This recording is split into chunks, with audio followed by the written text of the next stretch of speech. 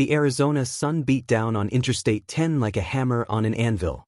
It was 3:47 p.m. on a Thursday in June 2022, and the asphalt shimmered with heat waves that made the desert horizon look like it was breathing. Border Patrol Agent Marcus Rivera had been stationed at the checkpoint 17 miles east of Tucson for 6 years, and he'd developed an instinct for trouble. It wasn't something he could explain in reports or training manuals. It was the way a driver's hands gripped the wheel too tight, or how their eyes wouldn't quite meet yours, or the millisecond delay before they answered a simple question. The white Freightliner 18-wheeler that rolled up to his station at 3:51 p.m. triggered every single one of those instincts. The driver was a man in his early 30s with a shaved head and a neck tattoo that crept above his collar. His commercial driver's license identified him as Marcus "Tank" Delaney, registered address in Phoenix. The manifest claimed he was hauling restaurant equipment from El Paso to Los Angeles. Standard route, standard cargo, standard paperwork. But his hands were shaking. Rivera stepped closer to the driver's side window. "Afternoon, sir. Where are you headed today?" "Los Angeles," Tank said. His voice was steady, but sweat beaded on his forehead despite the air conditioning blasting from the cab. "Got a delivery deadline to make." "What are you hauling?" "Commercial kitchen stuff. Ovens, refrigerators, that kind of thing." Tank handed over the manifest without being asked, which was either a sign of experience or desperation to appear cooperative. Rivera scanned the paperwork. Everything looked legitimate. Too legitimate. The kind of legitimate that came from someone who'd prepared too carefully. He glanced at the truck's registration. The vehicle was owned by a company called Southwest Freight Solutions, based in Tempe. A quick check on his tablet showed the company existed, had proper licensing, and had been operating for 3 years. "Step out of the vehicle, please." Tank's jaw tightened. "Is there a problem, officer?" "Routine inspection. Won't take long." The driver climbed down from the cab, and that's when Rivera noticed the prison-issue boots. They were distinctive, the kind handed out at Arizona State Prison Complex and worn until they fell apart because they were free. Most ex-cons got rid of them the moment they could afford new ones, but some kept wearing them out of habit or necessity. "How long have you been out?" Rivera asked casually. Tank's eyes flickered with recognition. He knew he'd been made. "4 months. I did my time, paid my debt. I'm trying to go straight." "What were you in for?" "Drug trafficking. Cocaine. Got caught with 2 kilos in a traffic stop back in 2017. Served 5 years. Rivera nodded slowly. The truth was actually a good sign. Liars made up stories. People trying to go straight sometimes just told you the truth and hoped it would be enough. But Rivera's instincts were still screaming. "I'm going to need to inspect the cargo." Tank's face went pale. "Man, I told you I'm clean. I've got a job, I'm doing everything right." "Then you've got nothing to worry about." Rivera called for backup. Within minutes, 2 more agents arrived with a K-9 unit. The German Shepherd, a 6-year veteran named Rex, went straight to work. The moment the cargo doors opened, revealing pallets of restaurant equipment shrink-wrapped in industrial plastic, Rex started barking. Not his usual alert bark. This was frantic, insistent, the kind of response that meant he'd hit the jackpot. The agents began cutting through the shrink wrap on the first pallet. The commercial oven looked legitimate enough, stainless steel gleaming in the afternoon light. But when they opened the oven door, they found it. Vacuum-sealed packages, 28 of them, each one weighing exactly 1 kilogram. Cocaine. Pure, uncut, worth approximately $3 million on the street. Tank stood with his hands cuffed behind his back, his face a mask of resignation. He didn't protest, didn't claim ignorance, didn't lawyer up. He just stood there as the agents tore apart his cargo, finding more packages hidden inside industrial refrigerators, tucked into the hollow legs of prep tables, concealed in the false bottoms of storage cabinets. By the time they finished the search, they'd found 63 bricks. 63 kilograms of pure cocaine. Street value somewhere north of $10 million. DEA Special Agent Sarah Chin arrived at the checkpoint an hour later.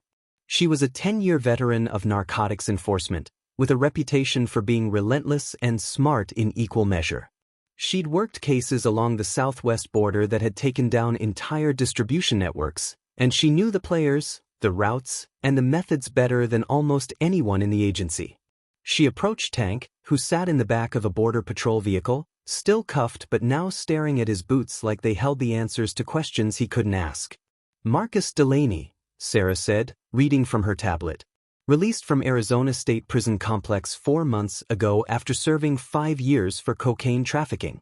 Moved into a halfway house in Phoenix, got a job as a driver for Southwest Freight Solutions 6 weeks ago. She looked up at him. You know what this means, right? With your prior conviction, you're looking at a mandatory minimum of 20 years. Federal guidelines could put you away for life. Tank said nothing. Here's what I don't understand, Sarah continued, sitting on the bumper of the patrol car so she was at eye level with him. You did 5 hard years. You got out, you got a legitimate job, you were 3 weeks away from moving out of the halfway house into your own place. Why would you throw all that away for one run? I didn't have a choice. Everyone has a choice. Not when they're holding a gun to your daughter's head. The words hung in the air like a thunderclap. Sarah's expression didn't change, but her mind was already racing through implications. Tell me everything. Tank took a deep breath. 2 days after I got the job at Southwest Freight, a man came to see me. Never gave me his name, but I knew who he worked for. Los Zetas Cartel.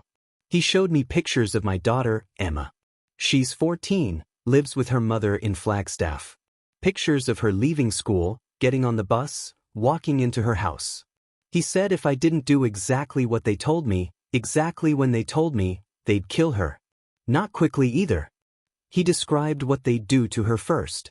Why you? Because I have a CDL and a clean record with the company.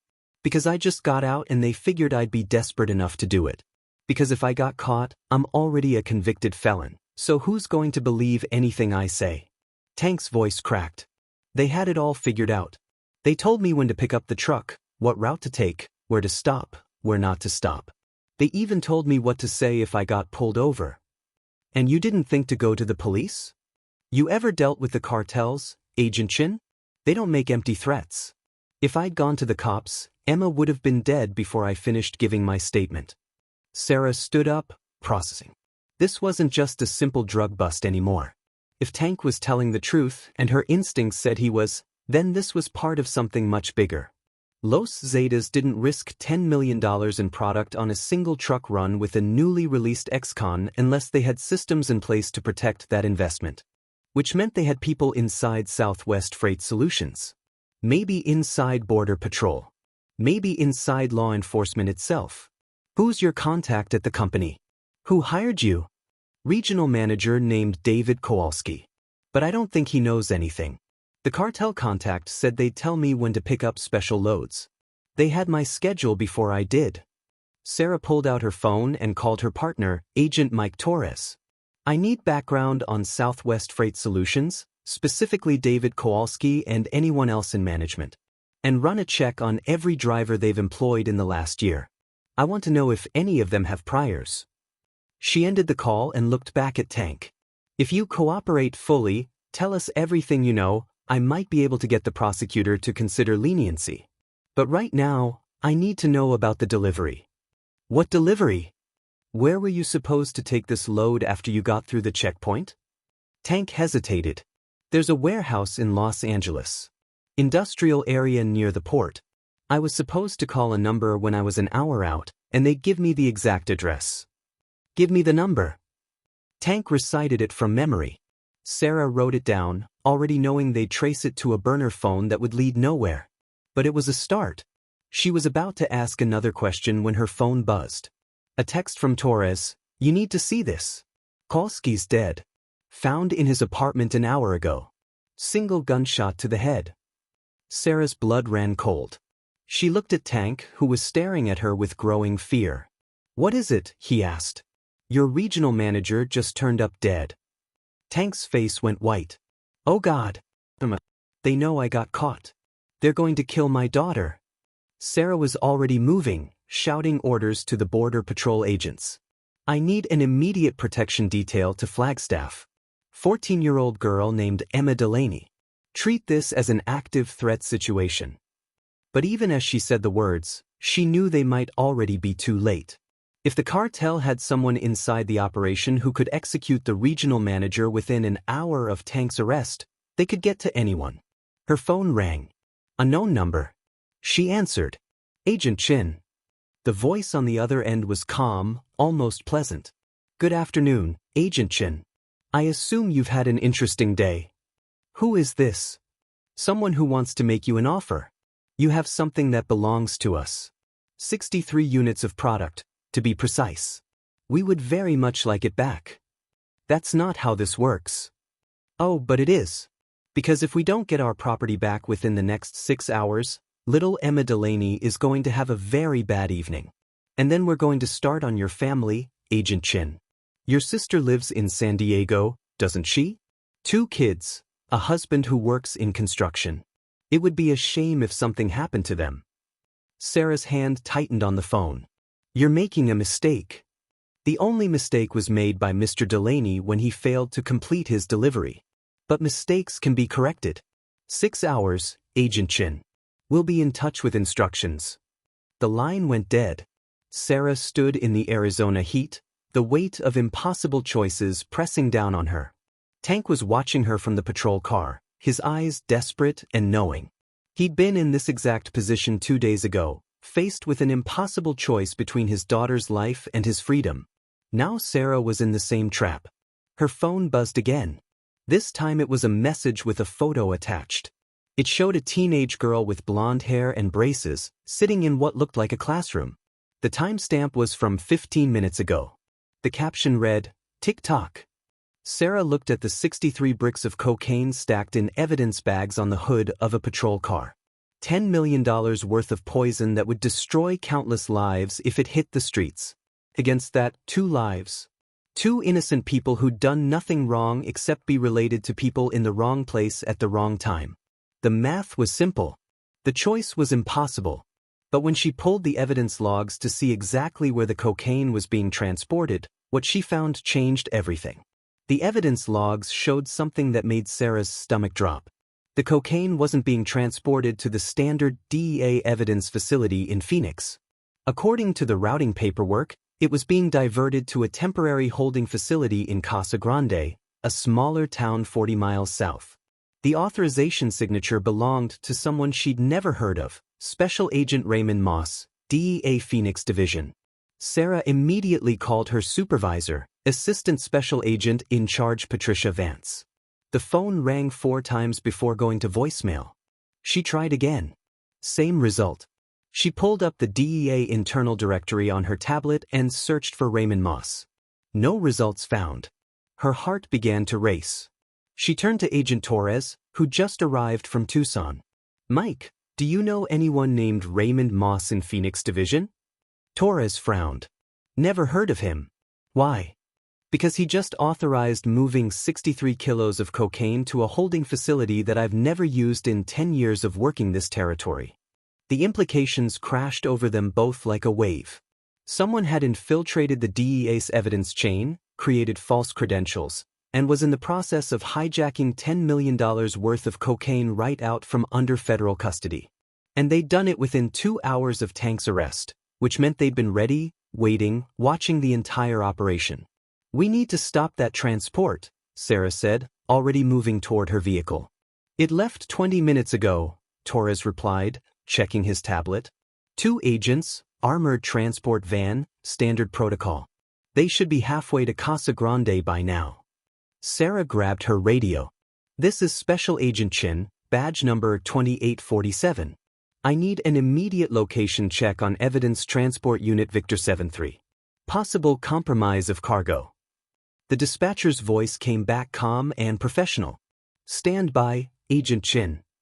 The seconds stretched into eternity. Sarah's mind raced through scenarios, each one worse than the last. If the cartel had someone inside the DA with enough access to create false authorization paperwork and reroute evidence, then they had reached far beyond what anyone had suspected. Los Zetas had been operating in Mexico for years, but this level of infiltration into U.S. federal agencies was unprecedented. Agent Chin, I have dispatch supervisor on the line. He says there's no Unit Victor 7-3 currently active. Sarah's blood turned to ice. What? Victor 7-3 was decommissioned 6 months ago. It's currently in the motor pool awaiting repairs. Then who the hell has our cocaine? She didn't wait for an answer. She was already in her vehicle, Torres jumping into the passenger seat as she peeled out of the checkpoint in a spray of gravel. She grabbed her phone and dialed the direct line to the Border Patrol Command Center. This is DEA Special Agent Sarah Chin. I need helicopter support immediately. We have a hijacked evidence transport heading south on I-10, possibly toward the Mexican border. I need eyes in the sky right now. Agent Chin, I'm going to need authorization from. There's no time for authorization. We have $10 million in cocaine and 2 federal agents who are either compromised or in danger. Get me that helicopter. The command center supervisor must have heard something in her voice because his tone changed instantly. Helicopter 64 is airborne in 3 minutes. What's your location? Checkpoint 17, heading south. Tell them to scan I-10 between here and Casa Grande for a white armored transport van, fake DA markings. Copy that. Sarah pushed the accelerator to the floor. Her SUV hit 90, then 100, the desert landscape blurring past. Torres was on his phone, calling every law enforcement agency in a 50-mile radius, putting out an all-points bulletin on the fake transport van. Sarah, Torres said quietly, if they've got someone inside the DEA who can do this, they might have access to our communications right now. They might know we're coming. She hadn't thought of that, but he was right.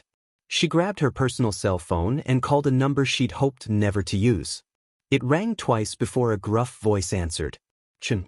This better be good. It's not. I need off-the-books help and I need it right now. The man on the other end was Jake Morrison, a retired DEA agent who'd left the agency under a cloud of suspicion 3 years ago. The official story was that he'd violated protocol during a raid that got a civilian killed. The unofficial story, the one Sarah had pieced together from whispered conversations and deleted reports, was that Jake had uncovered evidence of corruption within the agency and been forced out before he could expose it. Talk to me, Jake said. Sarah gave him the abbreviated version, every word feeling like she was stepping further out onto thin ice. If she was wrong about Jake, if he was part of this, she was handing the cartel everything they needed to complete their operation.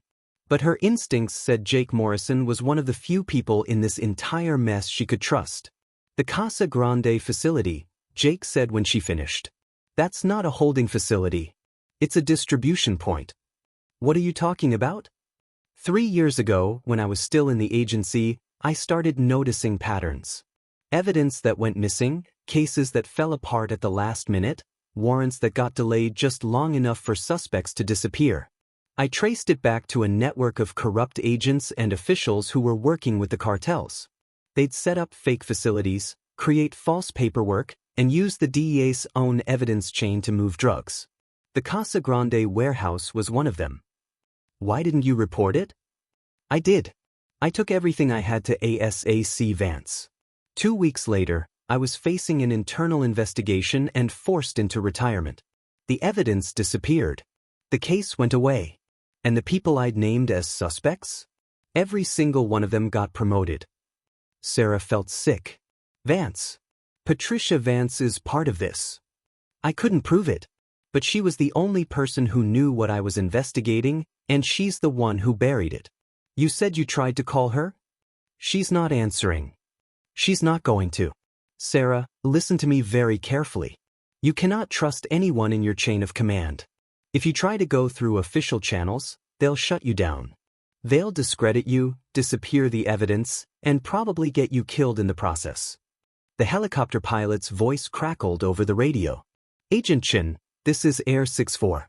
I've got visual on a white van matching your description, approximately 15 miles south of your location. But you need to see this. What is it? There's a second vehicle.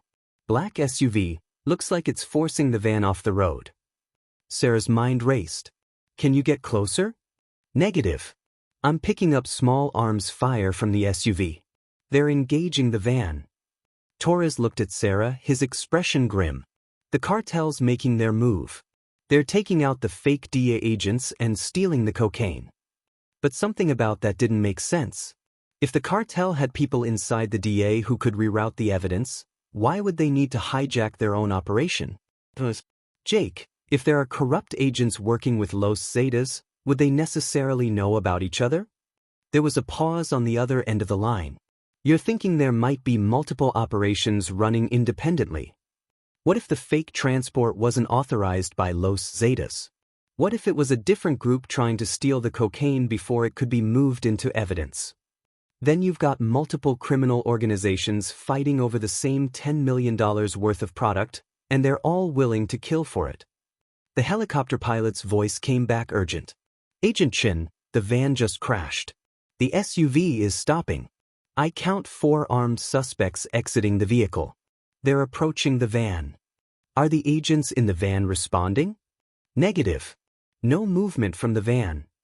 Sarah pushed the accelerator harder, but they were still 10 miles away. Even at this speed, it would take another 6 minutes to reach the scene. 6 minutes was a lifetime in a firefight. Air 6-4, can you provide support? Negative. I'm a surveillance bird, no weapon systems. And I'm taking fire. I need to pull back. Torres grabbed the radio. Do not leave that scene. We need visual confirmation of what happens to that cocaine. Copy, maintaining altitude, but I can't get closer. Sarah's phone rang again. The same unknown number from before. She answered. What do you want? I want you to stop, the calm voice said. Turn around, go back to Tucson, and forget this ever happened. Not going to happen. Agent Chin, you're about to make a terrible mistake. The people in that black SUV? They don't work for us. They're competition, and they're much less reasonable than we are. If you interfere with them, they will kill you without hesitation. Who are they? A splinter group. Ex-military contractors who decided they could make more money working independently. They've been hijacking our shipments for 6 months. The irony is that you stumbled into the middle of a war you didn't even know was happening. Sarah's mind spun. If they're your competition, why are you warning me? Because believe it or not, we prefer to work with corrupt officials who are at least predictable. This new group, they're chaos. They kill indiscriminately, they leave bodies everywhere, and they're bad for business. If they get away with this shipment, they'll become bold enough to be a real problem. So you want me to stop them? I want you to survive the next 30 minutes. What happens after that is up to you. The line went dead. Sarah and Torres crested a rise in the highway, and the scene came into view. The white van was on its side in the desert scrub, smoke pouring from the engine. The black SUV was parked beside it, and 4 figures in tactical gear were pulling something from the wreckage. Even from this distance, Sarah could see the brick-shaped packages being loaded into the SUV. Torres grabbed the radio. This is DA agents in pursuit of armed suspects. We need backup at mile marker 174, at 10 southbound. Suspects are code 4, heavily armed, transferring evidence from crashed transport vehicle. Smash that subscribe button because what you're about to hear will make you question everything you thought you knew about second chances. Drop a comment telling me if you believe people can truly change, or if once a criminal, always a criminal.